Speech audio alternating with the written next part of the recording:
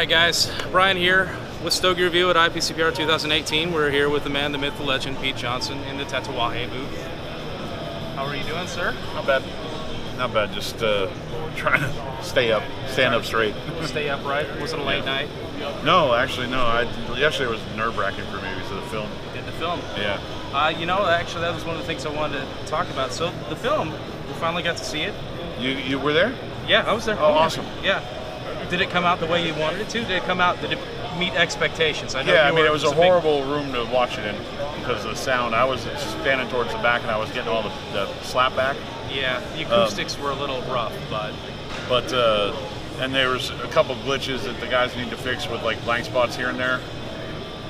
But honestly, the story's there. It covered a lot of ground. It's hard to put everybody in the industry in a story like this, especially in an hour and a half. I think they had over 150 hours of film.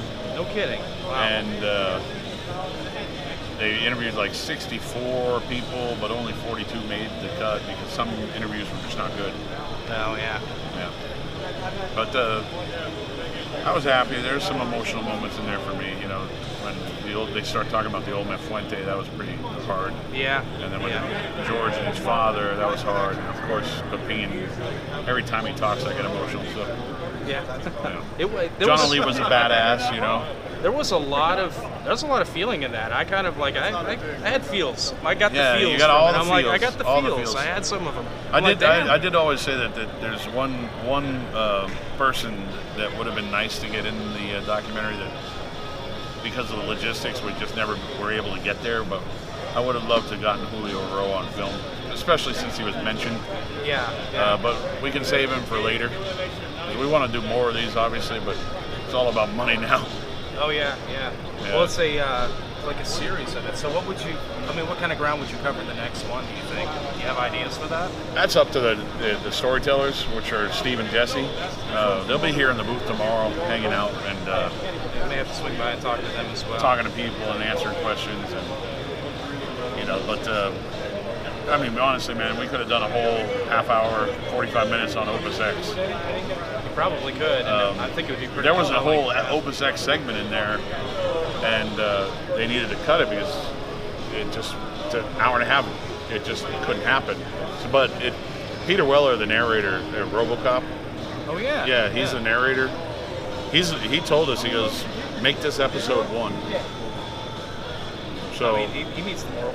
He wants more work, obviously, but he doesn't need it though, dude. He doesn't need it. He's directing people, acting like crazy. Yeah. Oh yeah? No go. Yeah, I kind of figured. You got a schedule. Yeah, he doesn't need the work, but yes, it would be. I didn't realize that was who was. I think you told me at one point, and I'd forgotten. That's very cool. Peter was nice enough to do it for a very nominal fee, and his voice is epic. So.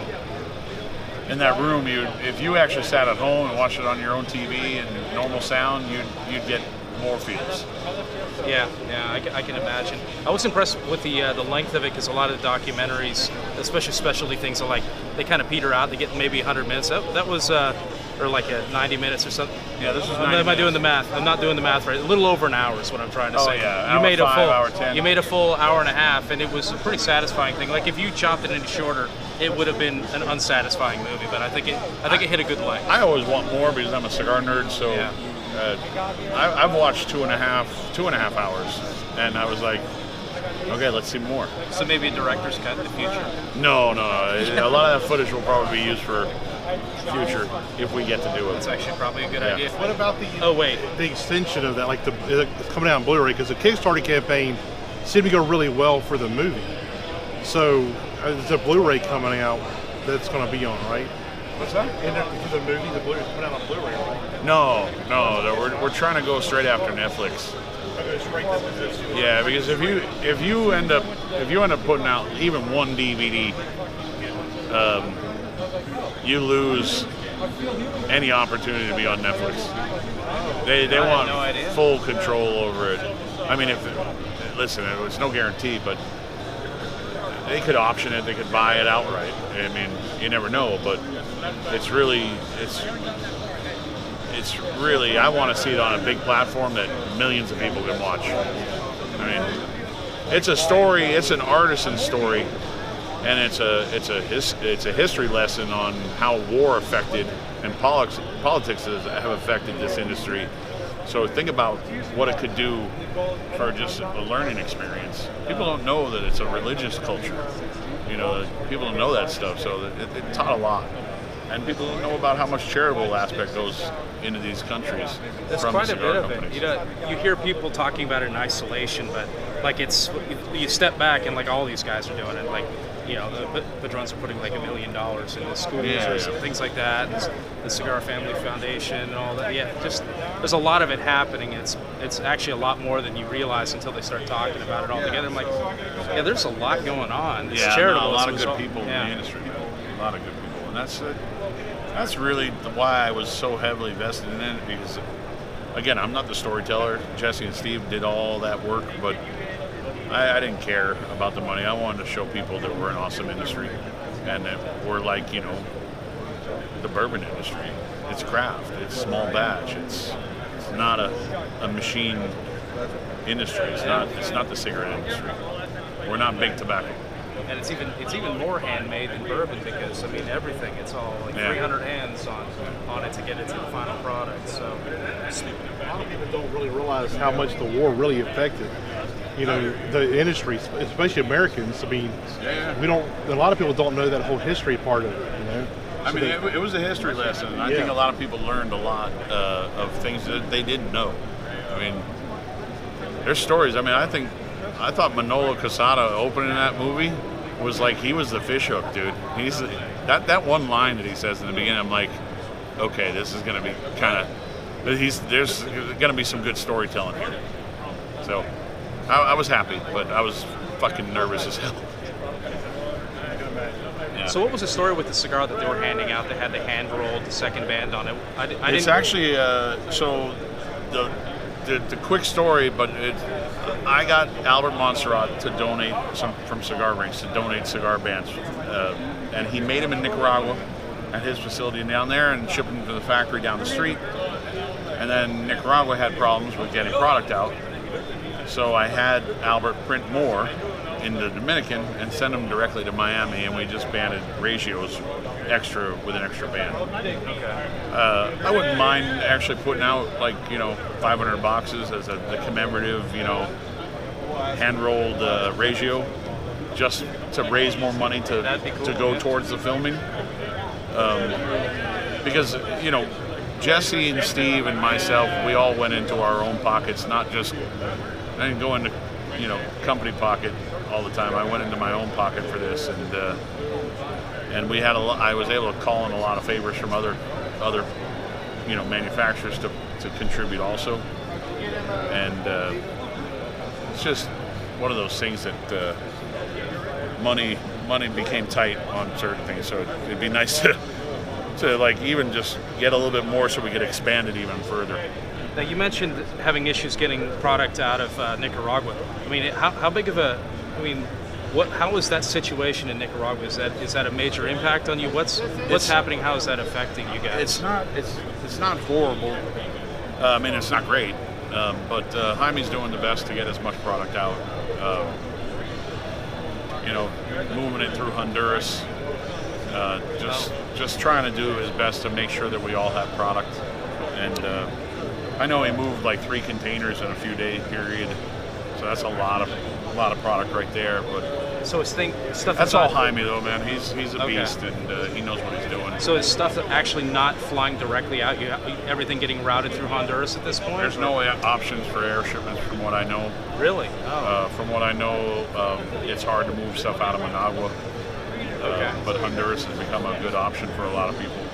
Because I thought I'd heard that it was just a matter of routes and closures. I hadn't heard that the actual shipping of things out of there. Well, like it's flights. really getting that.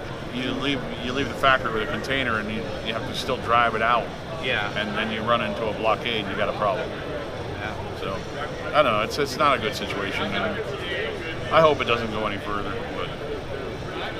But do you have any indications from people on the ground if it's getting better, or is it going to continue to? Is it, I guess, continuing to develop at this point? I think that it hasn't been good. Impossible to predict, I guess. Yeah. yeah, I don't know. I was down there when it started, and I was down there during when it was happening again, and then I was supposed to go down there again, and we had to cancel our flights. So. Yeah, that makes it tough. Well, speaking of cigars, what did you bring to the show? A couple new things. I obviously showing the new Bride. The Bride. It's a 7 1/8 by 49. A Connecticut broadleaf rosado. So lower priming on the plant. Okay. More of that rosado red color. It's hard to see it in these lights, but it's more of that lighter color. Okay. And then, of course, the new, we call it, it's the new Nuevitas. Nuevitas was a brand I had a long time ago, and it's a predicate, so I brought it back. Yeah, you gotta have to. 3 sizes. One was a standalone a long time ago. It was just called Nuevitas. And then the Nuevitas Hebrew were 2 sizes I came out with like a year later. And I made them from like 2006. I'm sorry, from 2005 to about 2006, and then I still sold them through about mid to late 2007. I'm like, why not bring them back? Used to make them with a different factory, but in the 2006 trade show, I made a commitment to the Garcias that I would only make products with them when it came to my brand names. And I said, why not bring it back and just make it with their tobacco? So made it easy. And then when will we start seeing that? You'll see these about 3 to 4 weeks. 4 weeks? Yeah. What are we looking at in terms of price points? $850 to $950. Okay. Yeah. Okay. And then the 15-year anniversary. Okay. That's 2 sizes that happen to be 2 sizes I made for the Grand Event years ago. They were like a cross between Brown Label and Cohonu. A Bellicoso Fino and a Torpedo Grande. Both of those are coming in 2 color shades. So we're doing color classification, Rosado Claro and Rosado Oscuro. Okay. So we're literally sorting, specific wrapper shades just for the rollers to use. But we have 2 rollers rolling them. One roller rolls all the Bellicosos, and one roller rolls all the Torpedo Grandes. So a little high, 21 for the Torpedo Grande and 19 for the Bellicoso Fino. Made in the United States. What's the production run on that? Small, because I'm expanding. Miami production is not an option. I can only shift production from like, okay, I got enough Cohonus right now, so let's start rolling these. I have enough Unicos right now, so I can have a chance to roll these. So it's gonna be one of those things that we have to like, okay, concentrate for the next month on just these, and I'll go back to rolling more Cohonus. Okay. I've been lucky that I've been ordering pretty heavy from Miami to make sure I always have inventory in backlog, so I can always have aged product coming out of the office. So some of the boxes of like the Cohonus you're going to see are 6-7 months old before they even leave the office. A little nice pre-aging on this. And before they even leave the factory, they're probably about 5-6 months old too. So you're talking about, it might be over a year old before the consumer sees it. That's why we date stamp everything. That's very cool. Yeah. I honestly didn't know, so that's neat. But the rollers down in Miami, we don't really mess with them. Yeah. 11 rollers that know exactly how to roll cigars, and they know what they're doing. You just let them do it, and they have a production schedule that they have to follow with the sizes that we need in production. But they're fluid, They know what they're doing. Just let them do it. Yeah. So we always have enough inventory set up in Miami if we need an emergency shipment or something. We always have old product sitting there waiting. So is that 15th anniversary, is that shipping now, or is that coming down the pike? No, that later? will ship, the first small amount of them will start shipping right after the show. Okay. And very limited amount, so like 1 set of each, so four SKUs to each account basically. Not massive. And I have another project I'm working on right now that do tell. Some passion projects I've been talking about for years that you know, some people give me grief over that I keep on talking about, but no one's ever seen them. And one's called Petit L'Eglise, one's called Clos L'Eglise, one's called Gran Cazador, and one's called the Gran Tatuaje. I know we've talked about a few of those in the past too. So yeah, so it's those are going to be like, okay, roll 2 boxes. Okay. That type of thing. So how is the FDA, the developments in the FDA situation? I mean, are you? Well, I love the warning label. The warning label thing. I mean, it's been a year. How are you looking at things the same way? Are you making the same preparations, or you have the same concerns? Are you feeling more optimistic? Are you feeling more pessimistic about it? I'm feeling a little bit more optimistic about something, but honestly, when the judge decided to rule against her own ruling or go back on her own ruling, that was weird. I was like, oh, we're screwed. Like, it's going back to the original judge that said no. But the good thing was he actually was kind of questioning the whole warning label thing also originally, so it was tough. I think after the last few years I've been so heavy on broadleaf that I decided to, after finding out all the old products I was doing, and after registering all the things with the FDA, you realize you have 351 SKUs. Wow. That's a lot, and then you start going, oh shit. That's part of my history, and those are predicate. So I started going back to the roots of why I started the company, and everything's going back to old school again. So not a lot of broadleaf coming from me right now. I mean, obviously production that we do already is there, but you won't see much broadleaf coming from me for a while, other than the normal stuff. It is. Switching some gears. Okay. Yeah. Going back to where it all started.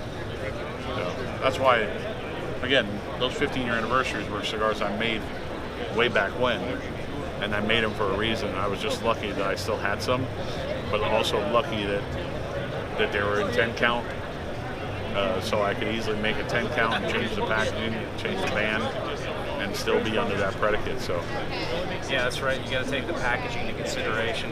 Is there any chance? I haven't heard any developments in terms of packaging. Is that still pretty much a done deal? The package. From what I know, but I'm going to get a little bit more information later today. But this warning label thing was a huge sigh of relief because we weren't ready. I'll tell you straight up, we were not ready. We've been mapping out box sizes to try to figure out how this is all going to work. I actually thought about going everything to a cabinet and making it really simple. I thought about shipping stuff in bundles for a short period until we could get everything mapped out. But we weren't ready, so it was a sigh of relief. And that could last for a while.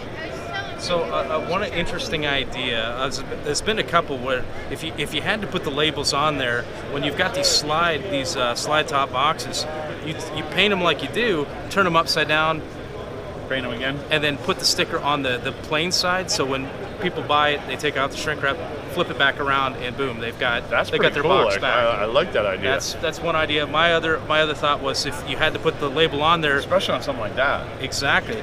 If you had to put the label on there, you also send with the box stickers that match the design that consumers at home can apply over that ugly label and return the box to its original state, and it just comes with it. Like you have to put it on there. You've done. If I put stickers on there and at the home the consumers put the stickers back on and cover up that nastiness. That's an interesting concept, actually. It's like it's all about getting around the ridiculous regulations. If it happens, now it looks like it's possible. You never know. Maybe it won't. Who knows? We never know. We'll never know. I mean, this will go on forever.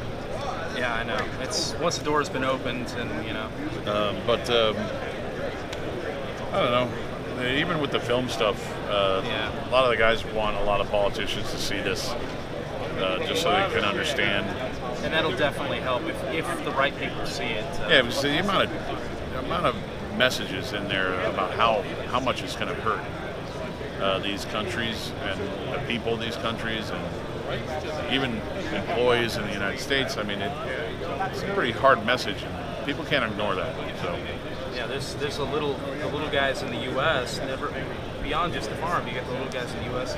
trying to start a little business, and it's going to be torpedoed. You can't afford it. I mean, think about just like some of these companies have hundreds of employees in the U.S. Yeah. And then all their families. So that's a trickle effect. A lot of people that can be affected. So I don't know. We'll see.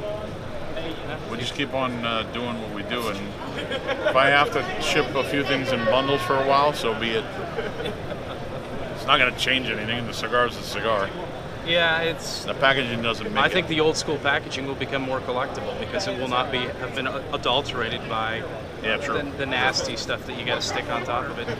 So how's the wine business? Before we go, I mean, figure out. No wine business. No wine business, no. Nah. I'm not doing that. You're not doing that? One thing. I have some potential to do some new things with this wine industry thing, but that was more of a vanity project hobby. Okay.